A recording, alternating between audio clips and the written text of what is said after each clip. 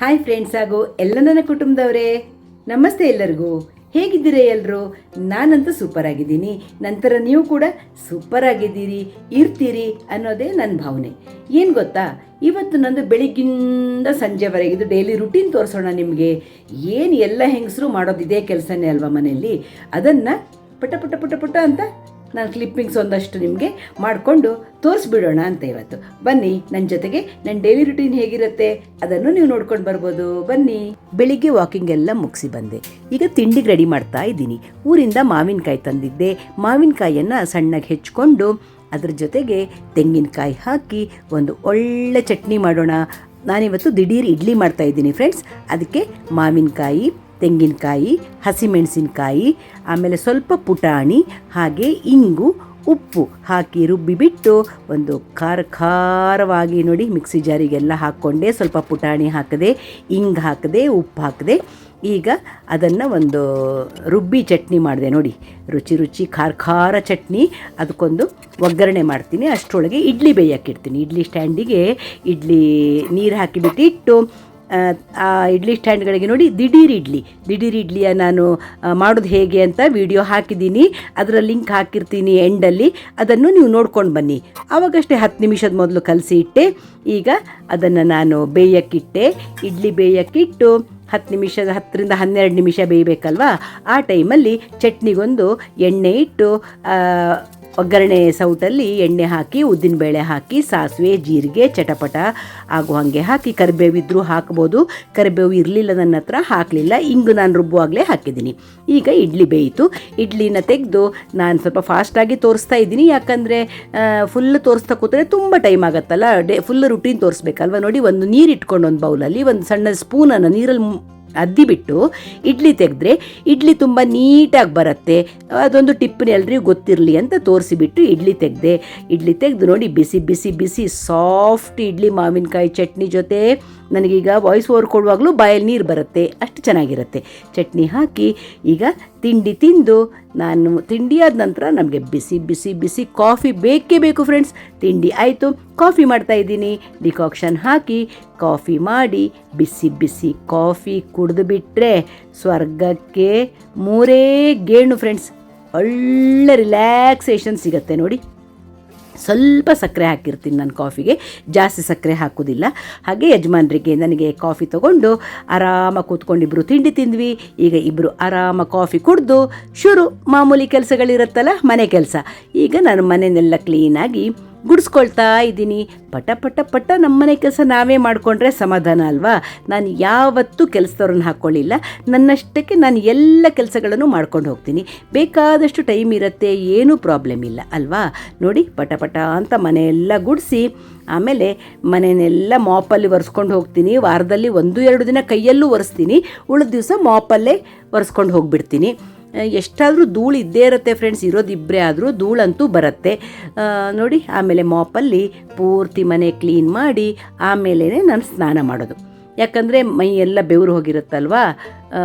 ನಾನು ವಾಷಿಂಗ್ ಮೆಷಿನಿಗೆ 2 ದಿನಕ್ಕೊಂದ್ಸಲ ಬಟ್ಟೆ ಹಾಕ್ತೀನಿ. ಇವತ್ತು ನಾನು ಬಟ್ಟೆ ಹಾಕಿರಲಿಲ್ಲ ವಾಷಿಂಗ್ ಮೆಷಿನಿಗೆ, ನಾಳೆ ಹಾಕ್ತೀನಿ. ದಿನ ಬಿಟ್ಟು ದಿನ ಹಾಕ್ತೀನಿ. ಇಬ್ಬರದ್ದು ಅಷ್ಟೊಂದು ಬಟ್ಟೆ ಇರಲ್ವಲ್ಲ, ಅದಕ್ಕೆ 2 ದಿನಕ್ಕೊಂದ್ಸಲ ವಾಷಿಂಗ್ ಮೆಷಿನ್ ಹಾಕ್ತೀನಿ.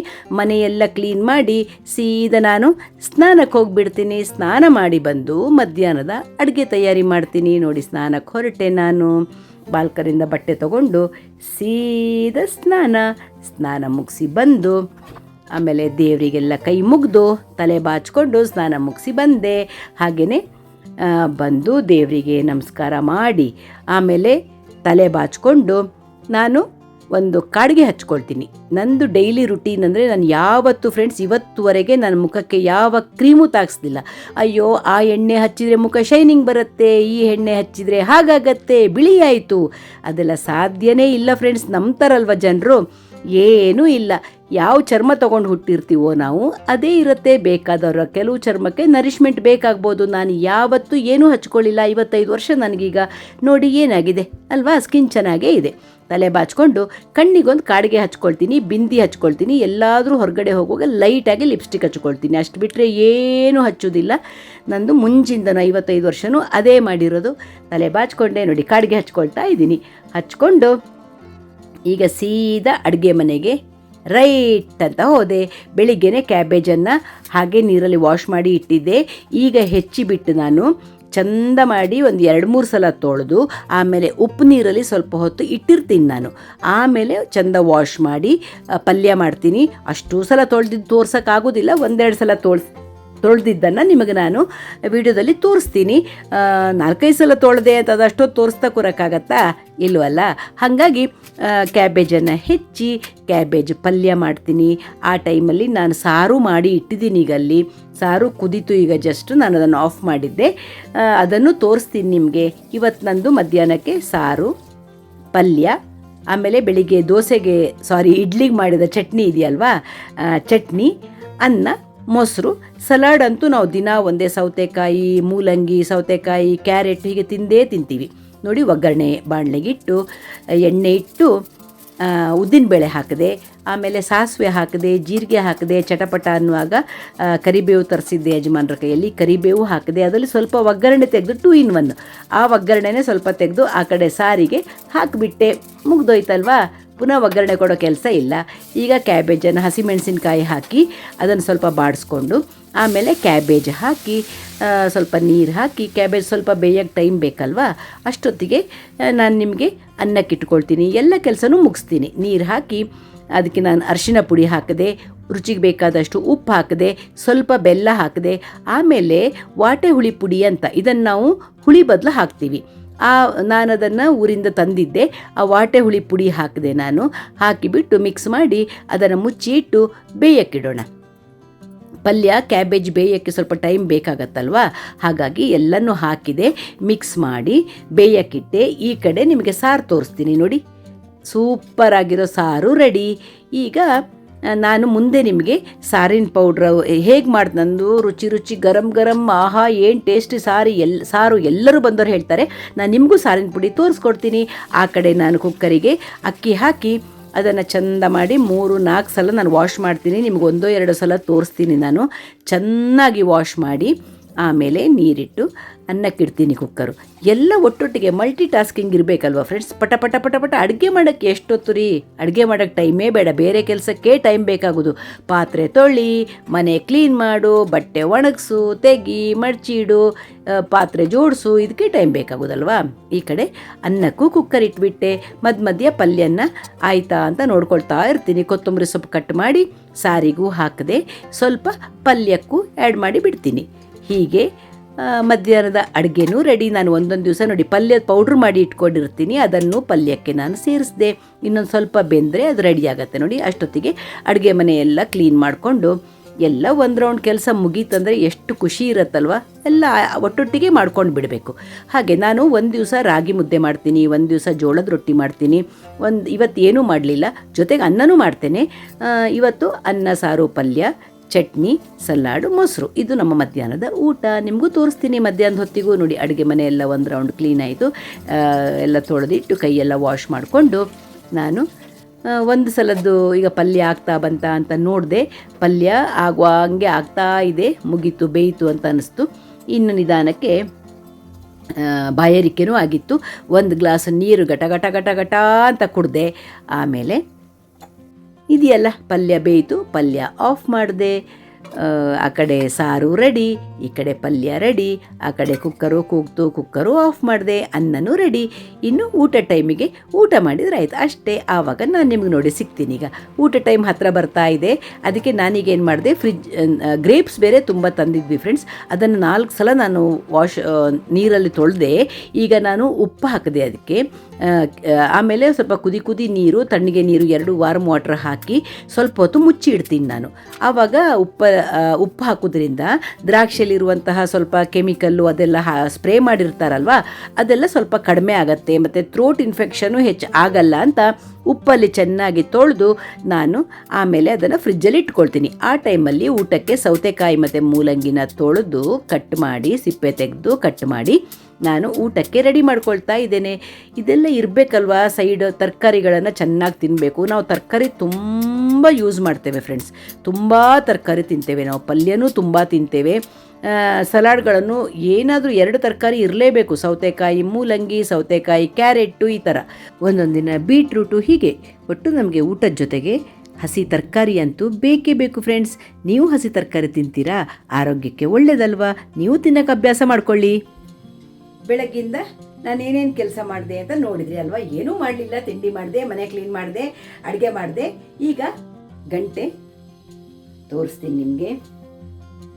1:33. ಈಗ ಊಟದ ಸಮಯ.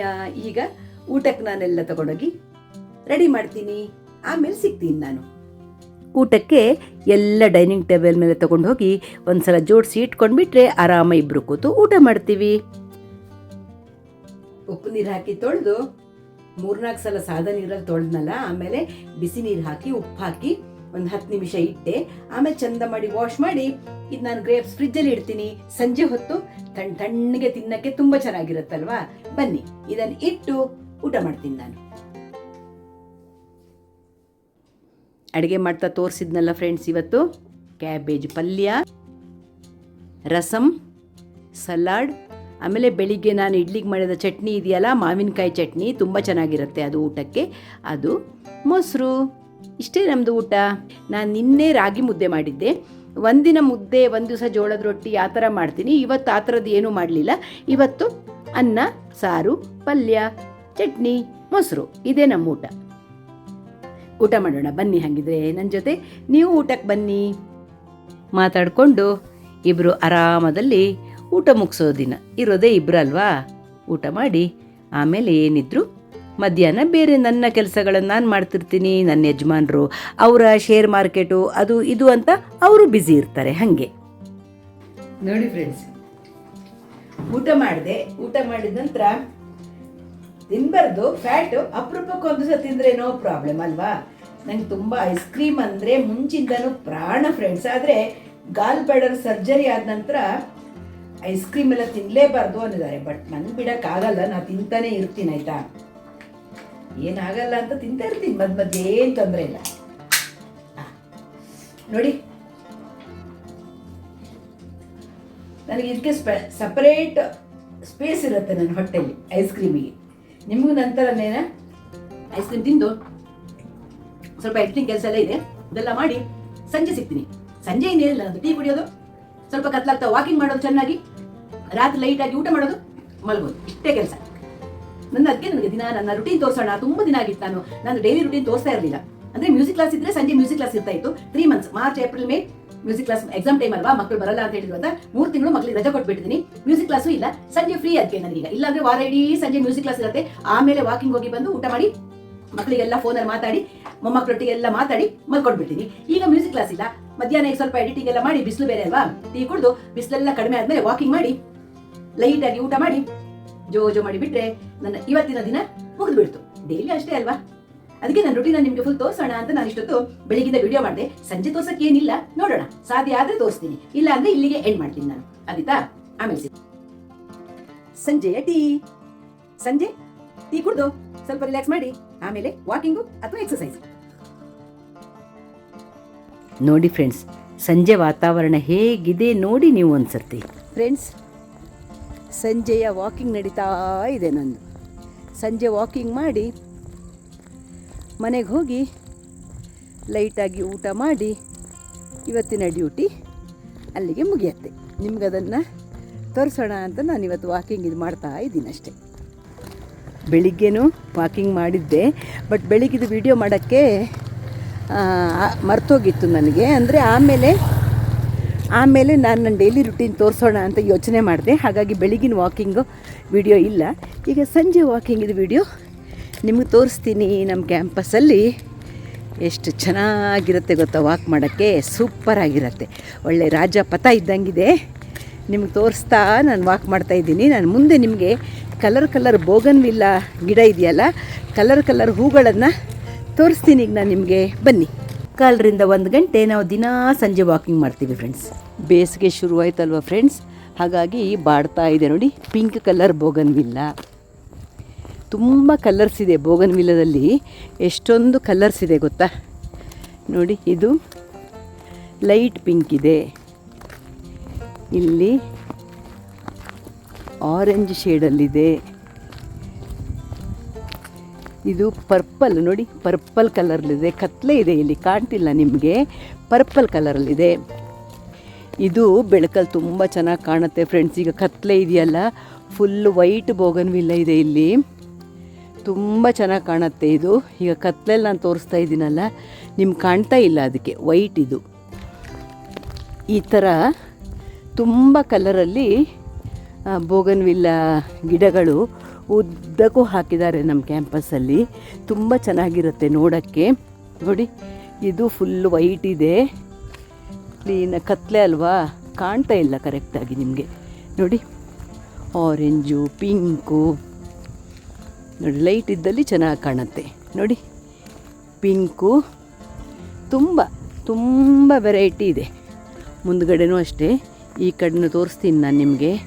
ಪೂರ್ತಿ ನೋಡಿ, ಫುಲ್ ಗ್ರೀನರಿ, ಮರ ಗಿಡಗಳು.